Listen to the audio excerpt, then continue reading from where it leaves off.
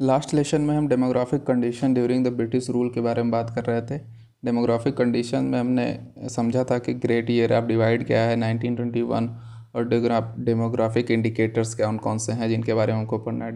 Demographic indicator का मतलब ऐसे पॉइंट्स जो हमारे डेमोग्राफिक कंडीशन या जनसंख्या की स्थिति को इंडिकेट करें कि वो स्थिति अच्छी थी, बैकवर्ड थी, पुअर थी या डेवलप थी। ऐसे इंडिकेटर्स को या ऐसे पॉइंट्स को हम डेमोग्राफिक इंडिकेटर्स बोलते हैं। उसमें हमें सबसे पहले birth rate, death rate, infant mortality rate, literacy rate, life expectancy, इन सारी चीज़ों के बारे में बात करनी थी कि आखिर डेथ रेट कैसी थी या कितनी थी, बर्थ रेट कितनी थी। तो ब्रिटिश रूल के टाइम या जब हमको इंडियन इकनॉमी मिली उस टाइम बात करें तो बर्थ रेट की, तो बर्थ रेट हमारी काफ़ी हाई हुआ करती थी। बर्थ रेट का मतलब क्या है कि एक साल के अंदर पर 1000 पॉपुलेशन के ऊपर कितने लोग हैं या कितने बच्चों का जन्म होता है, कितने लोगों का जन्म होता है, तो उसको बोलते हैं हम बर्थ रेट। बर्थ रेट की डेफिनेशन क्या है? नंबर ऑफ़ चिल्ड्रन बॉर्न पर 1000 इन ए ईयर। अगर हम बात करें कि हमारी पॉपुलेशन कितनी है, तो अगर हम अपने पॉपुलेशन को एक हज़ार के पार्ट्स में तोड़ें तो जितनी हमारे यहाँ जन्म होते हैं, जितने बर्थ होते हैं, उनको पर 1000 पे प्लेस करेंगे तो हमको पता चलेगा कि हमारी बर्थ रेट कितनी है। तो ये बर्थ रेट क्या होती थी? काफ़ी हाई हुआ करती थी। 1000 की पॉपुलेशन पे हमारे यहाँ 48 के आसपास पर ईयर बर्थ होती थी। जिसका अगर कंपैरिजन करें आज के टाइम से, तो आज ये केवल और केवल 19 रह गई है।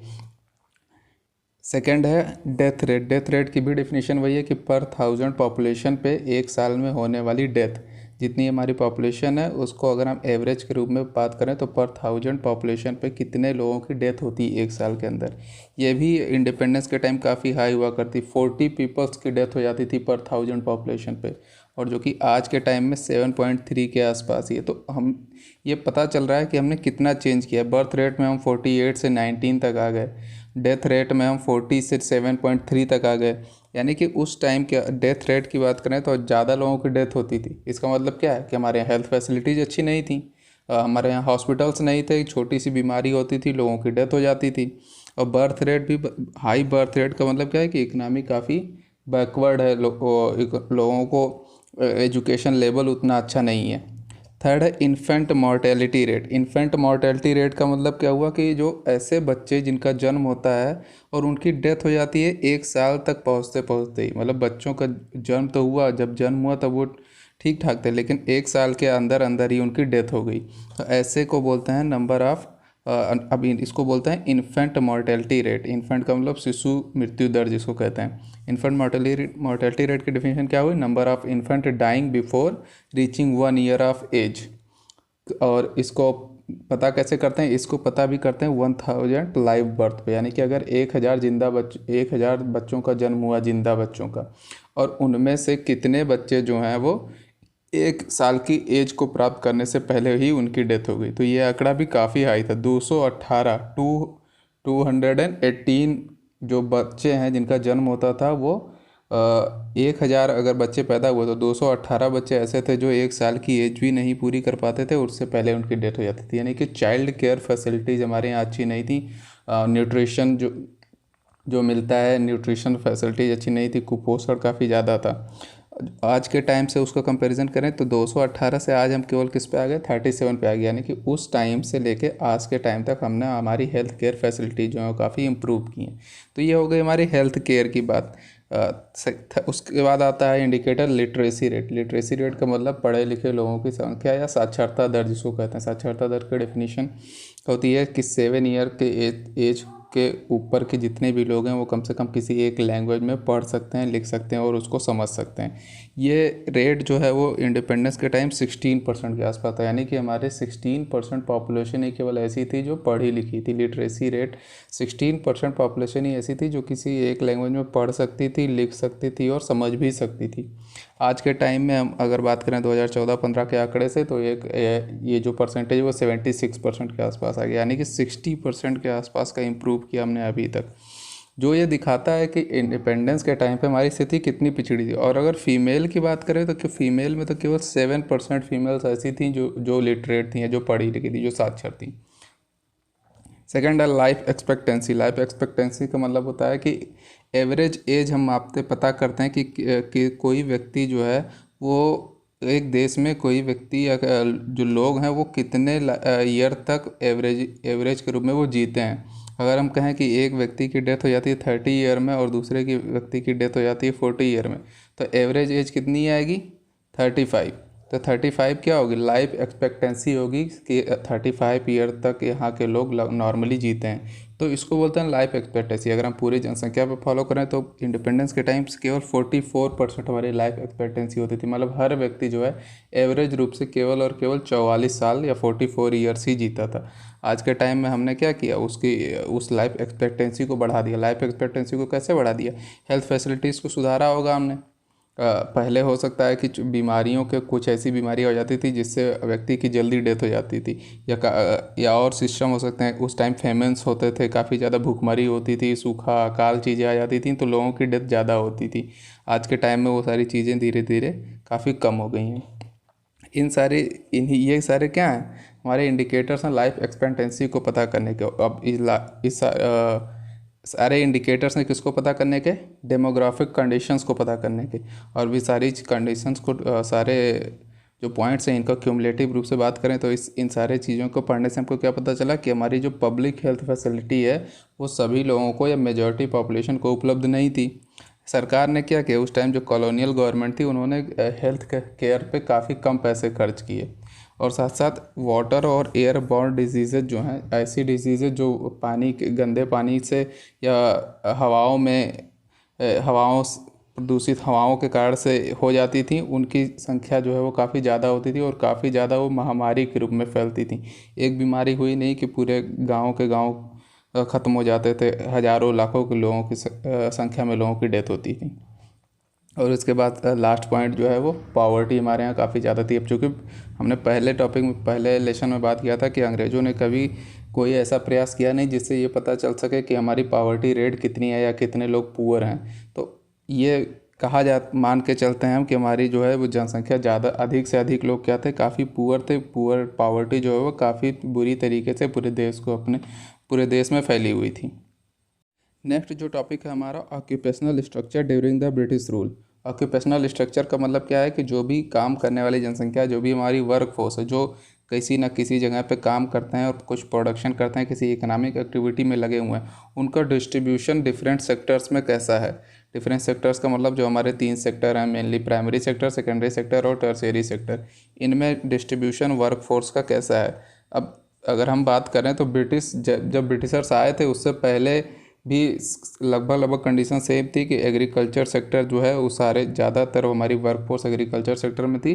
लेकिन फिर भी हमारे यहाँ हैंडीक्राफ्ट इंडस्ट्रीज़ और इंडस्ट्रियल सेक्टर थोड़ा डेवलप था, जिसके कारण से वो भी काफ़ी ज़्यादा पॉपुलेशन को रोज़गार प्रोवाइड करता था। लेकिन ब्रिटिशर्स के आने के बाद एक तो पहला क्या हुआ कि हमारी जो हैंडीक्राफ्ट या हमारी इंडस्ट्रीज़ जो हैं, वो प्रोडक्शन यूनिट्स हैं, वो सब ख़त्म हो गई। तो उसकी भी पॉपुलेशन कई सारे एरियाज़ में जहाँ धीरे धीरे कहाँ शिफ्ट हो गई, एग्रीकल्चर में शिफ्ट हो गई। और ऐसे एरिया जहाँ पे मॉडर्न इंडस्ट्रीज डेवलप्ड हुई, वहाँ पर फिर से जो है, अब वो मॉडर्न इंडस्ट्रीज़ का एरिया कहाँ पे था, हमने बात की थी महाराष्ट्र और गुजरात और बंगाल। थोड़ा बहुत एरिया जो है वो मद्रास या चेन्नई के आसपास का एरिया था जहाँ पे इंडस्ट्रियलाइजेशन हुआ। तो वहाँ पर धीरे धीरे पॉपुलेशन जो है एग्रीकल्चर सेक्टर से निकल के इंडस्ट्रियल सेक्टर में गई। लेकिन फिर भी पूरे देश की अगर एवरेज की बात करें तो एग्रीकल्चर सेक्टर का ही डोमिनेंस हुआ करता था उस पर ज़्यादातर लोगों को एम्प्लॉयमेंट प्रोवाइड करने में। 70 to 75% पीपल जो हैं वो एग्रीकल्चर सेक्टर में काम करते थे। अब जब 70% पीपल एग्रीकल्चर सेक्टर में काम कर रहे हैं, मतलब क्या है कि जितने लोगों की ज़रूरत थी एग्रीकल्चर प्रोडक्टिविटी के लिए, उससे ज़्यादा लोग काम करते थे, क्योंकि बाकी कहीं और जगहों पे उनके लिए कोई ऑप्शन नहीं था। तो व्यक्ति क्या करता था, एग्रीकल्चर ही करता था। चूँकि उस घर के जितने भी लोग हैं एक ही खेत पे खेती कर रहे हैं, क्योंकि उनको करने के लिए और कोई दूसरा काम है नहीं, उनको और कोई दूसरी स्किल आती नहीं है। जो सेक्टर है हमारा, सेकेंडरी सेक्टर है, उसमें केवल और केवल 10% पॉपुलेशन थी। और टर्शियरी सेक्टर जो कि सर्विसेज सेक्टर है, उसमें 15 से 20% सेक्टर थी। तो अगर हम इस ऑक्यूपेशनल स्ट्रक्चर की बात करें तो ये ऑक्यूपेशनल स्ट्रक्चर ही ये शो कर देता है कि हमारी इकनॉमी काफ़ी बैकवर्ड थी। मॉडर्न टाइम में ये माना जाता है कि ऐसी इकनॉमी जहाँ की वर्क फोर्स जो है वो ज़्यादातर एग्रीकल्चर सेक्टर में काम करती है, वो इकोनॉमी जो है वो डेवलपिंग नेशन होता है या एक बैकवर्ड इकोनॉमी होती है। और ऐसी इकोनॉमी जहाँ पर सर्विस सेक्टर और इंडस्ट्रियल सेक्टर जो है उनमें वर्कफोर्स काफ़ी ज़्यादा होता है, वो नेशंस के धीरे धीरे कैसे क्या होते हैं, डेवलप नेशन की किस तरह सामने आते हैं। और अब इसमें जो ऑक्यूपेशनल स्ट्रक्चर है उसका पहला पॉइंट तो होगा कि एग्रीकल्चर सेक्टर का प्रीडोमिनेंस था, उसमें ज़्यादातर लोग एग्रीकल्चर सेक्टर में ही काम करते थे। और साथ साथ रीजनल वेरिएशंस थे। रीजनल वेरिएशंस में अभी हमने बात की कि जो मुंबई, मद्रास और बंगाल प्रेसिडेंसीज़ का एरिया था, ऐसे शहरों का एरिया था, वहाँ पर इंडस्ट्रियलाइजेशन हुआ लेटर 19 सेंचुरी में। जैसे सिल्क, कॉटन और सिल्क के जो भी इंडस्ट्रीज़ हैं वो वेस्टर्न एरियाज़ में आई। जूट की इंडस्ट्रीज जो हैं वो ईस्टर्न बंगाल के एरिया में आई। मद्रास में भी ऐसी इंडस्ट्रीज़ आई। तो यहाँ पर जो है वो एग्रीकल्चर सेक्टर में काम करने वाले लोगों की पॉपुलेशन कम हुई। लेकिन साथ साथ बाकी एरियाज़ में, जैसे पंजाब हो गया, उड़ीसा हो गया, राजस्थान हो गया, यहाँ पर एग्रीकल्चर सेक्टर में काम करने वाले लोगों की संख्या धीरे धीरे और बढ़ गई। अब क्यों बढ़ गई? क्योंकि ब्रिटिशर्स की पॉलिसीज़ ने ऐसे एरियाज़ के जो हैंडीक्राफ्ट इंडस्ट्रीज थी उनको ख़त्म कर दिया, और ऐसे एरियाज़ में ऐसा कोई स्थिति नहीं बनी जिसके कारण से वहाँ पर मॉडर्न इंडस्ट्री डेवलप हो सके। जहाँ पर मॉडर्न इंडस्ट्री डेवलप हुई वहाँ पर इंडस्ट्रियल सेक्टर में लोगों की पार्टिसिपेशन बढ़ा, और जहाँ पर मॉडर्न इंडस्ट्री डेवलप नहीं हुई और जो पहले इंडस्ट्री थी वो भी ख़त्म हो गई, वहाँ पर एग्रीकल्चर सेक्टर में लोगों का पार्टिसिपेशन जो है वो धीरे धीरे बढ़ गया। लास्ट सेक्टर है जिसके स्टेट के बारे में हमको पढ़ना है, वो इंफ्रास्ट्रक्चर सेक्टर। इंफ्रास्ट्रक्चर में जो भी बेसिक इंफ्रास्ट्रक्चर की फैसिलिटी थी, जैसे रोड हो गया, रेलवे हो गया, पोर्ट हो गया, पोस्टल सिस्टम आया, टेलीग्राफ सिस्टम आया, इन सारे सिस्टम्स का ब्रिटिशर्स के इस टाइम में काफ़ी ज़्यादा डेवलपमेंट हुआ था। रेलवेज़ का इंट्रोडक्शन ही ब्रिटिशर्स ने 1850 के आसपास किया था। हमारे यहाँ पहले रेलवे जो है वो 1853 में चली। पोस्टल सिस्टम जो मॉडर्न हमारा डाक व्यवस्था है वो भी ब्रिटिशर्स के द्वारा लाया गया था। Telegraph system, electric telegraph system लाया गया। तो पोर्ट डेवलप किए गए, मुंबई का पोर्ट डेवलप हुआ, मद्रास के पोर्ट डेवलप हुआ, बंगाल में काफ़ी सारे पोर्ट्स डेवलप हुए। तो इंफ्रास्ट्रक्चर की फैसिलिटीज़ तो ब्रिटिशर्स ने डेवलप की, लेकिन अब इसके डेवलपमेंट करने के पीछे का रीज़न ऐसा कुछ नहीं था कि वो हमारे देश का डेवलपमेंट करना चाहते थे, हमारे लोगों की भलाई करना चाहते थे, बल्कि वो करना क्या चाहते थे, वो अपने इंटरेस्ट को, कॉलोनियल इंटरेस्ट को ही बढ़ाना चाहते थे। अपने कॉलोनियल इंटरेस्ट के लिए उन्होंने रोड्स का डेवलपमेंट किया। जैसे अगर हम रोड्स की बात करें तो रोड को उन्होंने क्यों डेवलप किया? क्योंकि उनको चाहिए था ऐसे जो भी एरियाज़ थे जहाँ से रॉ मटेरियल वो ले सकते हैं, तो उन्होंने ऐसे एरियाज़ को में रोड डेवलप करके उनको नियरेस्ट रेलवे स्टेशन से या नियरेस्ट पोर्ट से कनेक्ट कर दिया। तो जिसके कारण से वहाँ से रॉ मटेरियल निकाल के डायरेक्ट जो है वो पोर्ट पे लाया जा सके, और पोर्ट से उसको एक्सपोर्ट किया जा सके, कहाँ पे? ब्रिटेन में एक्सपोर्ट किया जा सके। तो इसलिए रोड्स का डेवलपमेंट किया उन्होंने। सेकंड क्या है कि चूँकि इंडिया काफ़ी बड़ा देश था और इतने बड़े देश को कंट्रोल करने के लिए उनको काफ़ी बड़ी मात्रा में आर्मी की ज़रूरत होती थी। कहीं पे कोई रिवोल्ट हो जा रहा है कहीं, तो उन सारी चीज़ों को कंट्रोल करने के लिए धीरे धीरे आर्मीज़ का मोबिलाइजेशन करना था कि एक जगह से दूसरी जगह पे आर्मी को, सेना को जल्दी से जल्दी पहुंचाया जा सके। इसके कारण से रोड्स का डेवलपमेंट किया गया। इसी के कारण से रेलवेज़ का भी डेवलपमेंट किया गया। रेलवेज़ का डेवलपमेंट क्यों किया गया? ताकि अधिक से अधिक मात्रा में रॉ मटेरियल जो इंडिया के इंटीरियर इलाकों से निकाल के और उसको ले जाया जा सके ब्रिटेन। अब एक रोड्स के बारे में, उन्होंने रोड्स का डेवलपमेंट कहाँ के रोड्स का किया? जहाँ पर उनको प्रॉफिट हो रहा था। बाकी उन्होंने गांव की सड़कें, ऑल वेदर रोड, गांव की सड़कों के लिए काफ़ी सारी समस्याएं थी, वहाँ पर ऑल वेदर रोड्स नहीं थे। ऑल वेदर रोड्स का मतलब ऐसे रोड जो सभी मौसम में चल सकते हैं। हमारे यहाँ कैसे रोड्स होते थे? कच्चे रोड होते थे, और बारिश के मौसम में भी वो ख़राब हो जाते थे, जिसके कारण से गाँव जो है पूरे 2-3 महीने वो बाकी एरिया से कटा हुआ रहता था। तो अगर उनको कोई ज़रूरत है, वहाँ पे अकाल आ गया, वहाँ पे कोई बीमारी आ गई, तो उनको बाहर से मदद मिलने की संभावना जो है वो धीरे धीरे काफ़ी कम हो जाती थी। तो ऐसे रोड्स का ब्रिटिशर्स ने डेवलपमेंट नहीं किया। ब्रिटिशर्स ने कौन से रोड्स का डेवलपमेंट किया? ऐसे रोड्स का डेवलपमेंट किया जिससे कि वो रॉ मटेरियल के एरियाज़ को पोर्ट से कनेक्ट कर सकें, रेलवे से कनेक्ट कर सकें, और बड़े ऐसे लंबे लंबे रोड्स का डेवलपमेंट किया जिससे कि आर्मी का मूवमेंट एक जगह से दूसरी जगह पर किया जा सके। रेलवेज़ के बारे में बात आई थी। अब चूँकि रेलवेज़ ने क्या किया, धीरे धीरे इंडिया जो है काफ़ी बड़ा देश होने के कारण से एक जगह से दूसरी जगह पर ट्रैवल करने में लोगों को काफ़ी टाइम लगता था। रेलवे ने उस टाइम को धीरे धीरे क्या कर दिया? कम कर दिया। अब ये हो गए ट्रांसपोर्ट के इंफ्रास्ट्रक्चर की बात। सेकंड जो है वो हमारा कम्युनिकेशन इंफ्रास्ट्रक्चर है। कम्युनिकेशन इंफ्रास्ट्रक्चर में उन्होंने दो चीज़ों पर विशेष फोकस किया, वो था पोस्टल सिस्टम। पहला स्टैम्प जो है हमारा 1852 में इंडिया में पहला स्टैम्प जारी किया गया। टेलीग्राफ सिस्टम स्टार्ट किया उन्होंने 1853 में। अब ये दोनों का मतलब क्या था? For the better administration of India. Telegraph system जब ब्रिटेन से इंडिया को कनेक्ट कर दिया गया तो ब्रिटेन से जो भी सरकार के इंस्ट्रक्शंस थे वो काफ़ी जल्दी से इंडिया में आ जाते थे और वहाँ पे एडमिनिस्ट्रेशन जो है वो काफ़ी अच्छा होता था। पोस्टल का भी डेवलपमेंट इसीलिए किया गया था कि एक जगह से दूसरी जगहों पर सूचनाएं पहुँचाई जा सकें। गवर्नमेंट जो है अपने ऑफिस के बीच में कांटेक्ट अच्छे से बनाए रह सके, जिससे कि सारे एरियाज़ में एडमिनिस्ट्रेशन जो है या सारे एरियाज़ का कोऑर्डिनेशन एक जगह से अच्छे से हो सके। तो यही सारे रीजंस थे इंफ्रास्ट्रक्चर को डेवलपमेंट करने के। पहला तो था effective check of on west Indian economy, यानी कि बड़ी इंडियन इकनॉमी जो थी उस पर इफेक्टिव कंट्रोल बनाया जा सके इन इंफ्रास्ट्रक्चर के माध्यम से। प्रॉफिट कमाई जा सके। कैसे प्रॉफिट कमाई जा सके? रॉ मटेरियल का अधिक से अधिक निकाल के इंडिया से ले जाके ब्रिटेन और वहाँ से फिर उसको बना के अधिक से अधिक प्रॉफिट कमाया जा सके। और तीसरा जो था invest British fund in India. Britain में जब इंडस्ट्रियल रिवोल्यूशन हुआ तो वहाँ पर कई सारे बड़े बड़े लोग उभर के आए, कई सारे अमीर लोग उभर के आए। अब उन अमीरों के पास पैसा काफ़ी ज़्यादा था तो सरकार ने उन अमीरों के पैसे जो हैं उनको प्रॉफिट का वादा करके उन अमीरों के पैसे जो हैं इन्वेस्ट करने के लिए इंडिया के रेलवेज़, इंडिया के इंफ्रास्ट्रक्चर प्रोजेक्ट में उनके पैसे इन्वेस्ट किए। और उन पैसे को भी, चूँकि वो पैसे इंडिया में डेवलपमेंट के लिए होते थे तो सरकार कहती थी इंडियन डेवलपमेंट के लिए, तो पैसे कहाँ से जाएंगे? वो इंडिया से जाएंगे। तो उन जिनके पास, अमीरों के पास जिनके पास पैसे होते थे वो इंडिया में आके इन्वेस्ट करते थे, इंडिया के रेलवेज़ में इन्वेस्ट करते थे। और सरकार उनको उनके पैसे पे प्रॉफिट देती थी। जितना उन्होंने इन्वेस्ट किया उससे ज़्यादा पैसे उनको मिलते थे। यानी कि वो पैसे जाते कहाँ से थे? हमारे ही इंडियन इकोनॉमी से जाते थे, इंडिया के लोगों के जेब से जाते थे। तो ब्रिटेन के अमीरों को और धीरे धीरे फ़ायदा करने के लिए सरकार ने क्या किया? उनके पैसे इंडिया में इन्वेस्ट करने स्टार्ट किए और उसके कारण से बड़े बड़े इंफ्रास्ट्रक्चर के प्रोजेक्ट जो हैं वो स्टार्ट किए गए। अभी तक हमने ब्रिटिश रूल के जो भी इफ़ेक्ट थे या इम्पैक्ट थे इंडियन इकनॉमी पे वो सारी चीज़ें पढ़ ली, डिफरेंट सेक्टर में पढ़ ली। अब लास्ट कंक्लूज़न ये आता है कि इतनी सारी चीज़ें जो भी हमने पढ़ी अभी तक हमने लगभग ये मान के पढ़ी कि जो भी चीज़ डेवलपमेंट उन्होंने किए या जो भी चीज़ें उन्होंने की उससे इंडियन इकनॉमी को काफ़ी नुकसान ही हुआ है। और हम ये कह भी सकते हैं कि ज़्यादातर उन्होंने क्या किया? हमारी इकनॉमी को नुकसान ही किया। लेकिन फिर भी लास्ट में कुछ कंक्लूज़न में ये निकल के आता है कि उनके द्वारा जो भी डेवलपमेंट किए गए या उनके द्वारा जो भी कुछ काम किए गए उससे हमारी इंडियन इकनॉमी पे लॉन्ग टर्म में या शॉर्ट टर्म में कुछ पॉजिटिव इम्पैक्ट भी आए। अब वो पॉजिटिव इम्पैक्ट कौन कौन से थे? पहला तो उन्होंने कॉमर्शलाइजेशन ऑफ एग्रीकल्चर किया।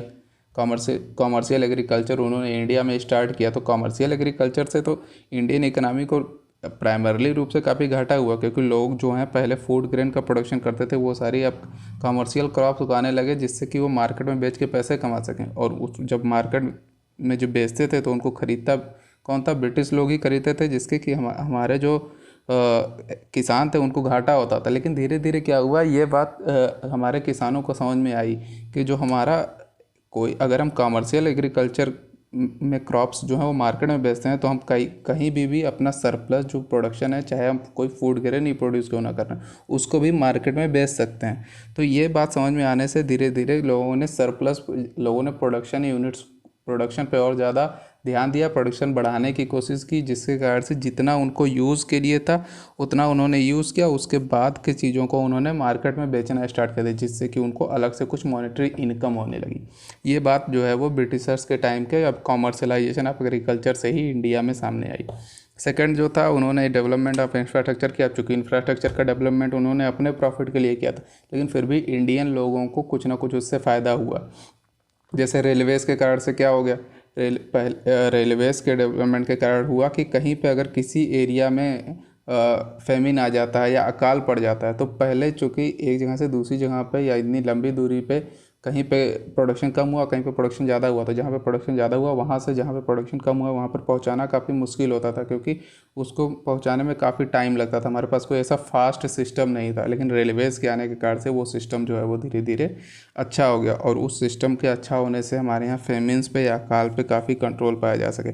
दूसरा हम कह सकते हैं कि जब हमारे यहाँ नेशनल मूवमेंट स्टार्ट हुआ, महात्मा गांधी जी आए और जो भी नेता आए पूरे इंडिया लेवल के, उन्होंने ब्रिटिशर्स के इस ट्रांसपोर्ट का काफ़ी यूज़ किया। और गांधी जी ने पूरे देश में घूम घूम के, नेहरू जी ने पूरे देश में घूम घूम के रेलवेज़ का यूज़ करते हुए उन्होंने क्या किया, पूरे देश को एक इकट्ठा किया, पूरे देश को एक किया और एक करके हमको संगठित मजबूत करके ब्रिटिशर्स के खिलाफ मजबूती से लड़ने के लिए प्रेरित किया। तो ये कैसे हुआ, अगर ब्रिटिश के जो इंफ्रास्ट्रक्चर डेवलपमेंट थे उनका ही हमने अपने फ़ायदे के लिए यूज़ कर लिया। फोर्थ पॉइंट जो है वो मॉनेटरी एक्सचेंज सिस्टम आ गया। ब्रिटिशर्स के आने से पहले हम कहें कि एक कमोडिटी एक्सचेंज सिस्टम पे थे, हम एक वस्तु के बदले दूसरी वस्तु लेते थे, या बहुत करते थे तो कई सारे एरियाज़ में जो है वो कीमती वस्तुएं, सोना चांदी के सिक्के चलते थे जिसका हम यूज़ करते थे। हमारे पास ऐसी कोई सिस्टम नहीं थी जिसमें कि एक नोट जो है, भले उसकी नोट की कागज़ की कीमत 1 रुपये हो लेकिन फिर भी वो 1000 रुपये में चलती थी।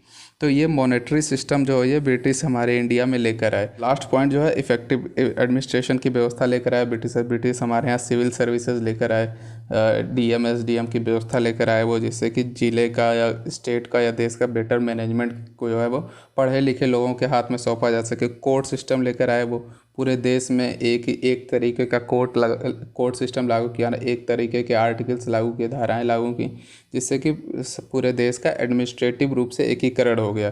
पुलिस व्यवस्था लेकर आए वो। ये सारी व्यवस्थाएं जो हैं, सिविल सर्विसेज की व्यवस्था, कोर्ट सिस्टम, पुलिस व्यवस्था, ये सारे किसके द्वारा दिए गए सिस्टम्स हैं, ये ब्रिटिश कॉलोनियल पीरियड के ही सिस्टम्स हैं जिनका हम आज भी यूज़ करते चले आ रहे हैं। क्योंकि ये ऐसी पॉजिटिव चीज़ें थी जिन्होंने देश के बेटर एडमिनिस्ट्रेशन के लिए हेल्प किया। हमारा पहला चैप्टर जो है वो Indian economy on the eve of independence यहीं पे ख़त्म होता है। हमने लगभग सारे पॉइंट जो है इसमें डिस्कस कर लिए। और